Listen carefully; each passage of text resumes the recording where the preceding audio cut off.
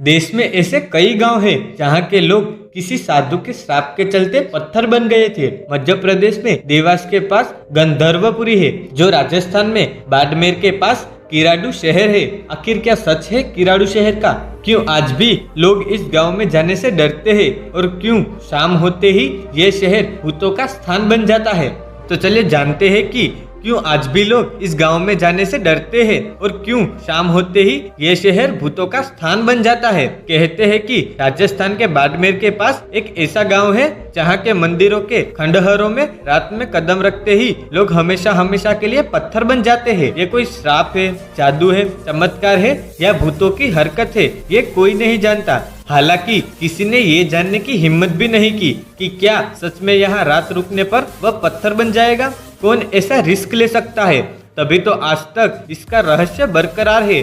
कैसे जान पाएगा कोई कि अगर ऐसा होता है तो इसके पीछे का कारण क्या है? भारत में शोध और रिसर्च को न तो बढ़ावा दिया जाता है और न ही सरकार इस पर कोई खर्च करती है। तो आज भी देश का इतिहास इसी तरह खंडहरों में दफन है। बाड़मेर का किराडू शहर ऐसे ही किसी रहस्य को अपने भीतर दफन किए हुए है। कहते हैं कि एक समय था जब ये स्थान भी आम जगहों की तरह चहल पहल से भरा रहता था और लोग यहाँ खुशहाल जीवन जी रहे थे।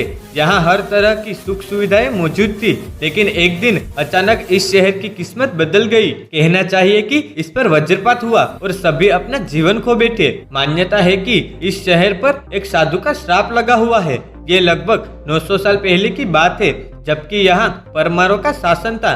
तब इस शहर में एक सिद्धि संत ने डेरा डाला। कुछ दिन रहने के बाद जब वे संत तीर्थ भ्रमण पर निकले तो उन्होंने अपने साथियों को स्थानीय लोगों के सहारे छोड़ दिया कि आप इनको भोजन पानी देना और उनकी सुरक्षा करना।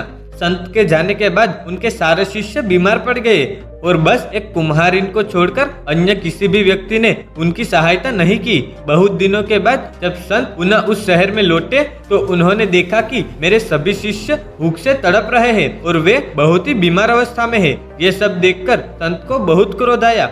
उस सिद्ध संत ने कहा कि जिस स्थान पर साधुओं के प्रति दया भाव ही नहीं है तो अन्य के साथ क्या दया भाव होगा। ऐसे स्थान पर मानव जाति को नहीं रहना चाहिए। उन्होंने अपने कमंडल से जल निकाला और हाथ में लेकर कहा कि जो जहाँ जैसा है शाम होते ही पत्थर बन जाएगा। उन्होंने संपूर्ण नगरवासियों को पत्थर बन जाने का शाप दे दिया।